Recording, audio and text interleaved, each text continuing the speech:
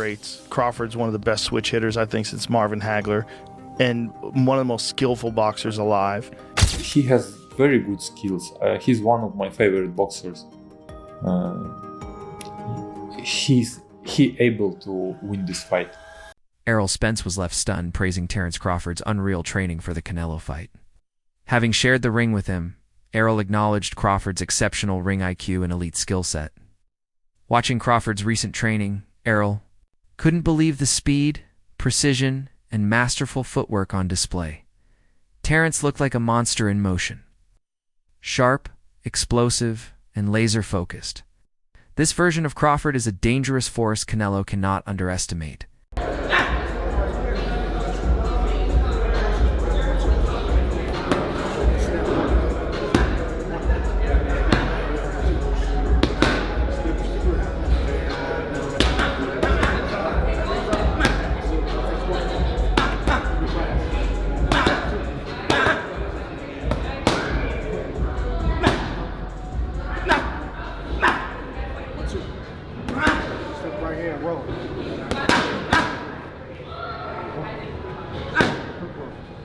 When Terence Crawford reflected on his battle with Errol Spence, there was clear mutual respect between the two elite boxers. Crawford, known for his patient and cerebral fighting style, emphasized how he systematically wears down his opponents before delivering devastating flurries of punches. And Terence Crawford, who do you think can be the boss that night? When you talk about these two guys, you talk about two guys, number one, you can't boss me around. Yep. Two guys, you can't even look at me a certain way without me feeling some type of way. These guys now have set their sights on one another, Crawford and Canelo Alvarez. Obviously, we know the weight difference, but we've seen Crawford, looks like he's coming up slowly to that weight class and kind of acclimating himself in real time. How do you see that fight playing out? You know, we're still pretty far away from that fight, and I'm going to hold my complete analytics on that, but I'll tell you this. Contrast and compare, maybe not a pick. But I'll tell you this.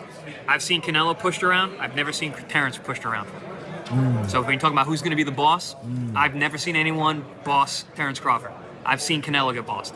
So that just psychologically, when you think about that, and this is a fight where I flip-flop on both guys because there's so many good points. Yeah, but he's 168. Yeah, but it's Terence Crawford. He's undefeated. Well, yeah, no, this guy's beating this, but you know, stylistic. Even he hits him on the arm. There's so many different things you can talk about. But from a psychological standpoint, who's fresher, who's meaner, who wants it more? You know, that's going to come into play. As a boxing fan, how much fun is it to see those two attitudes come together? It's kind of like the unstoppable force versus the immovable object getting ready to collide. I've worked a lot of Canelo fights, and Canelo fight weeks are great. He plays to the crowd really well. His fans are awesome. I'm thinking about the Caleb Plant situation. I'm thinking about the Billy's Joe Saunders situation.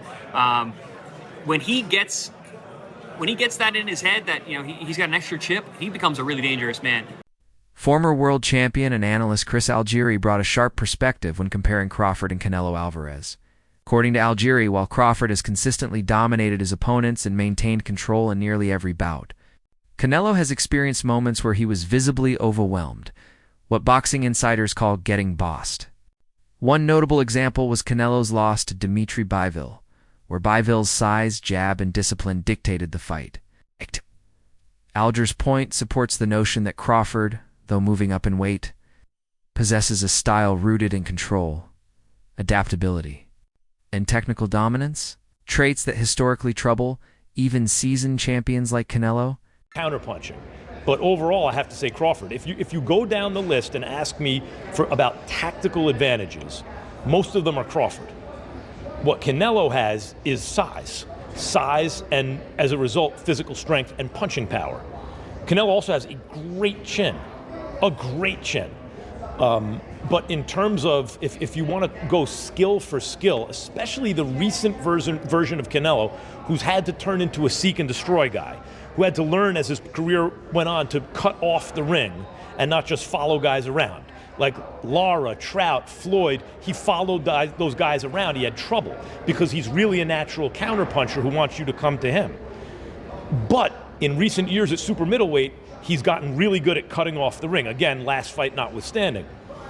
So as an overall suite of skills, recent vintage, it's been Crawford. Okay.